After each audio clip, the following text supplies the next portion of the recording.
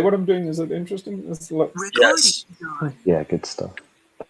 Okay, yeah, so very, our fish brain, round about a fish brain, the very first brains are very few neurons. And what they're doing is, the very first thing they do is, they show it now with like sicklebacks and very primitive organisms, is when a big thing comes in, like a shadow, comes in from either side, left or right side of the eye, then basically if it's a big thing, they turn away.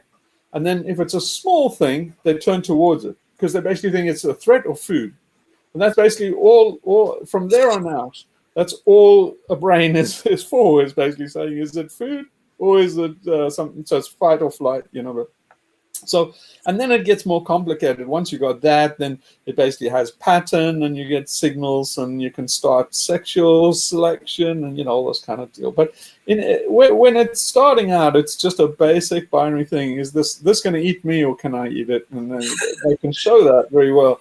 So if you're going to do this landscape, if you want to really fuck people over, you just do a nice landscape with rivers and trees and clouds, and it all looks pretty good. But you put a big shadow, like coming from the right-hand side. You can't tell what it is.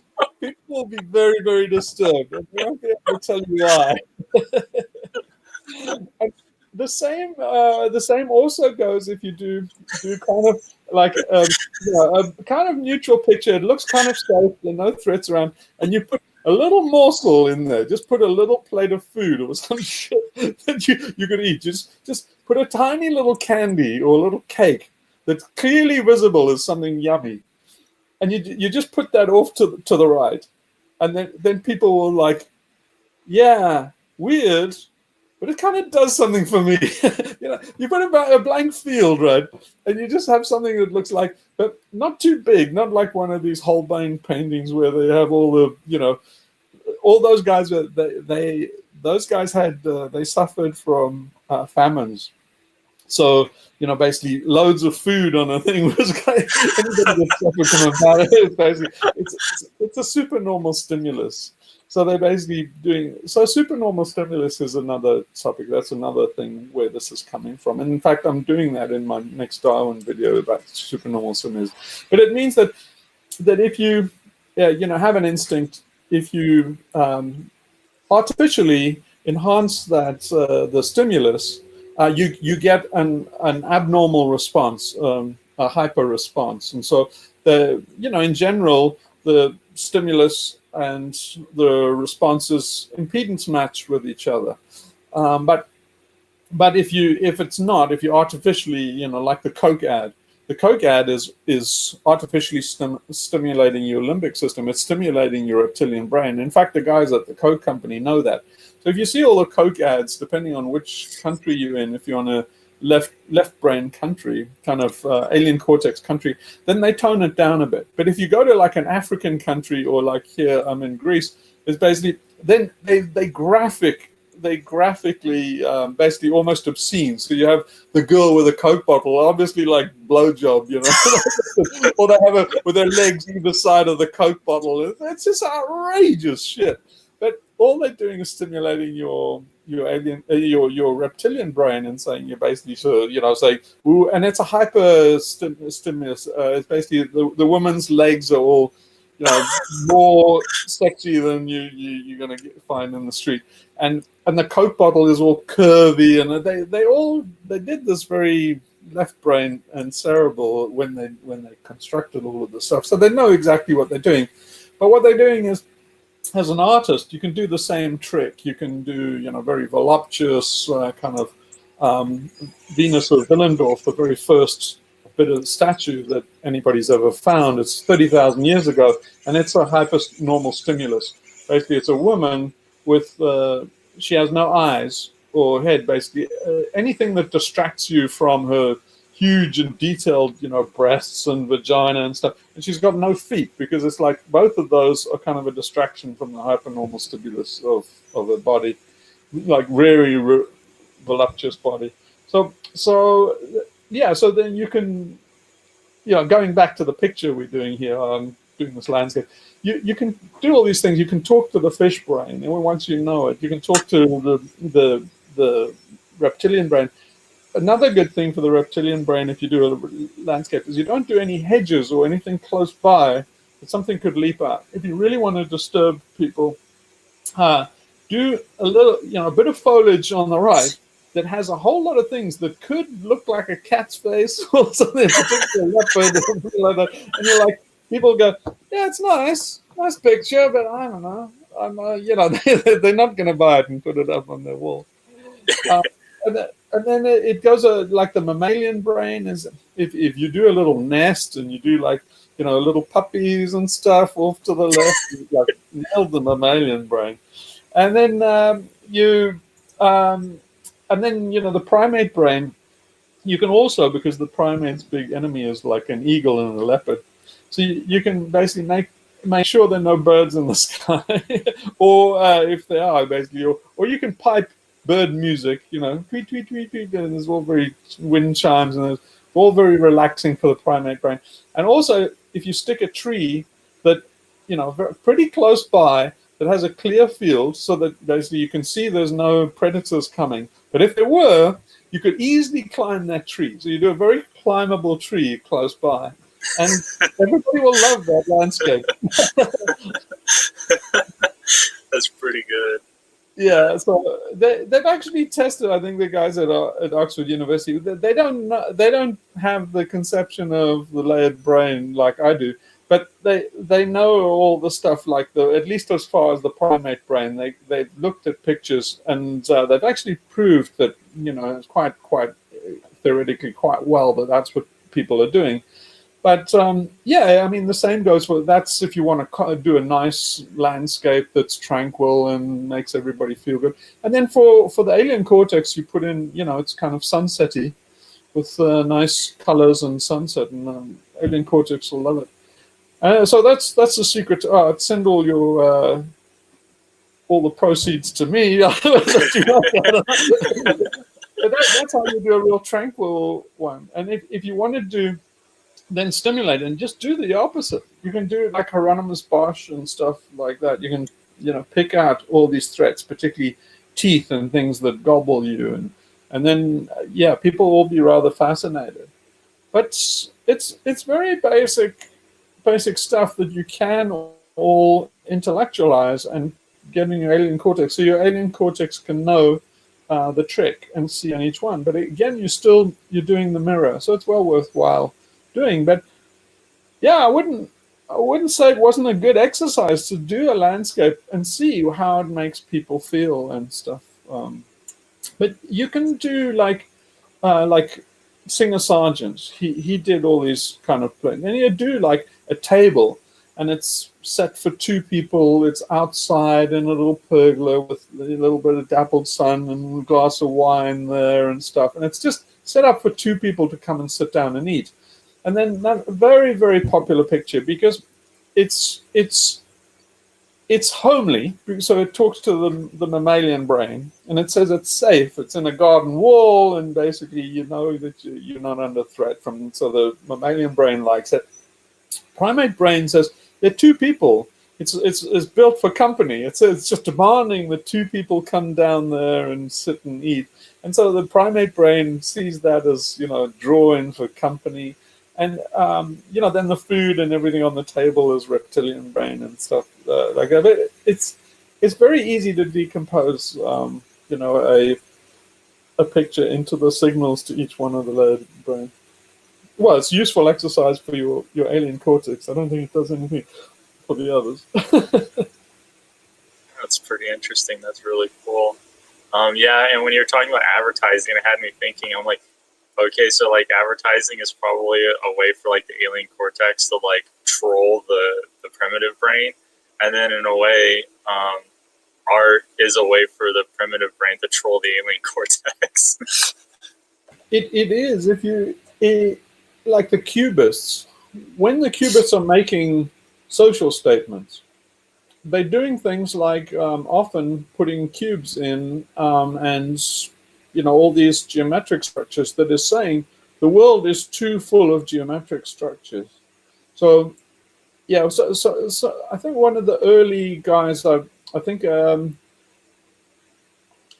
got a clear picture of I got a clear image in my mind of the picture, but I can't remember who it was. And it wasn't Monet. It was the guy who did the floor, where the guys are scraping the floor.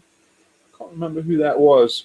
But anyway, it's the turn of the century in Paris, and it's all these figures that are too isolated.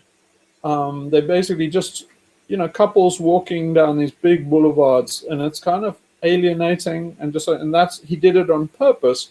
And it was because after the revolution, the French Revolution, they made these big boulevards so nobody could barricade them in Paris. And so, but it was when they redesigned Paris in that way, the artist said it's lost all its character. It's not, it's very alien cortex now. And so he did these kind of barren, boring, gray alien cortex streets to say to people, Paris is too left brain now. We need to get more back into the character. So he's talking to his time. He's talking to the meta-alien cortex in that way, and he knew what he was doing. Yeah, it was a protest. It was he was doing protest paintings, but clearly protest against the left brain. And so was Gauguin and stuff. When what he's doing in all his pictures is a protest against. He went to Tahiti to try and get away from the alien cortex, and it was really kind of sad because when he got to Tahiti, he found the missionaries were already there. They already fucked it up. They already put people, all the native girls that he painted naked. They weren't naked anymore. They put them in these kind of burqas, the missionaries. And so, yeah, he went to the furthest place he could from Paris to get away from the alien cortex. And he found now the alien cortex already beat me. Very, very depressing. Oh, yeah, that sucks. Yeah, I can relate with that. He's probably like, oh, shit, it's choking the life out of everything here. I'm going to leave. Yeah. When I saw that, then I decided you can't escape. There's no escape. Yeah, there's no escape. Anyway, on that cheery note, maybe that's okay. Very good. Well, the liberation is through art. There is an escape. And the escape is negotiating with the alien cortex. So it's there. You don't ever want harmony. You basically want a never-ending story and a dialogue between order and chaos. And so the bigger thing is everybody's idealistic thing that we only do this, then it'll be utopian. And utopia is horrible. The reason why religion's so fucked up, because can you imagine anything more dystopian than a heaven, where you would sit for the rest of your life where nothing happened, everything was ordered? It would be absolute fucking hell. But then that is utopia. It's like, if we only had socialism, then everything would work, and it would be like, yeah, but who wants that, man? You want the play, you want a story, and there'll be no story. It's basically the alien cortex wants to end the story. And so, the defeat, basically, the way forward is to, get them to play their part and not usurp their part. And that's what the alien cortex has done in our world, which was going to make us go extinct, is it usurped its part. It's become tyrannical. And so it looks like it's too late to put it back in the box, because it's fucked up the planet so badly that we passed the tipping points in the Arctic. So we're going to collapse, but yep. But yeah, I mean, a great thing to do personally is to kind of liberation, so personal liberation. There's still time for that. Yep, Yeah. that's true. Yeah. Well, that's better note to end on. Yeah. Sounds good. Yeah, Right. I mean, we can't escape the alien cortex's, giant death machine, but we can each individually sort of subordinate it to better things. Yeah, make it a servant. In Ian McGilchrist's master and his emissary is make it an emissary again, and not a supreme tyrant. So we need to get away from this thing where rationality and everything is supreme, order and stuff. It's all a bit too fash, a bit too German. Yeah. Right. Yeah, and one thing I've noticed, like with the alien cortex, especially in like industrialized societies, is and we've discussed this before, that it made us a lot more individualized, more selfish, more like I wanna, like a lot of I, and there seems to be less of a sense of community, mutual aid, caring for others.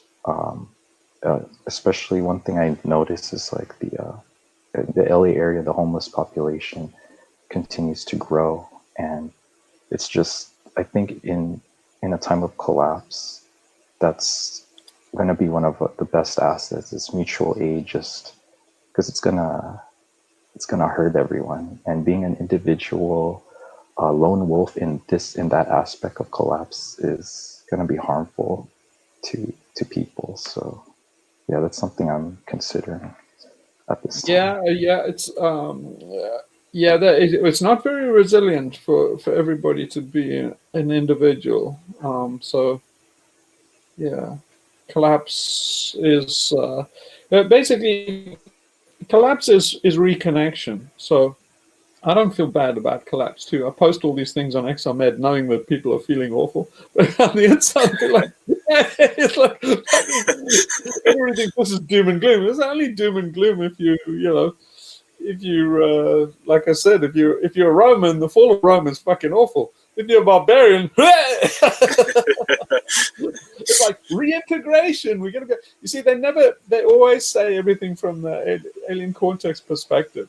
So then they're saying, they say, oh, homeless problem grows. It's like, why? It's not a homeless problem. There's people reintegrating. It's basically you're tribal. Everything's getting more tribal and something gang related. It's like, yeah, that's better. It's basically tribes are reestablishing themselves. That's how it's supposed to be. It's more resilient, but no, that's terrible. It's everything that's terrible is inverted, right? So Yeah, I think my point was, I guess, especially in the West, in the industrialized societies, they're not ready for that. And so what got me thinking is it's going to be a fight between order and disorder, right? Going back to, I guess, being okay with homelessness, gangs, and just integrating ourselves to that lifestyle versus, the old lifestyle of in the civilization. So it's there's all going to be about a letting go. clash. Yeah. Yeah, it's all about letting go. It's basically what the fight is. It's basically these guys don't want to let go. So I think what people underestimate is the extent to which they don't want to let go. So they don't want to let go. It means more to them than life. Hanging on means more to them than life, and that's why we're in real trouble because these people are not going to be convinced. The left thinks so. You can talk them out of it, and you say, no, these people would rather die. And so, at least half the world would rather die than lose civilization. And if we carry on with civilization, we're all toast. So yeah, I'm busy trying to get people to rile them up a bit because unless you fight, there's no guarantee that we don't all go extinct, and it's not.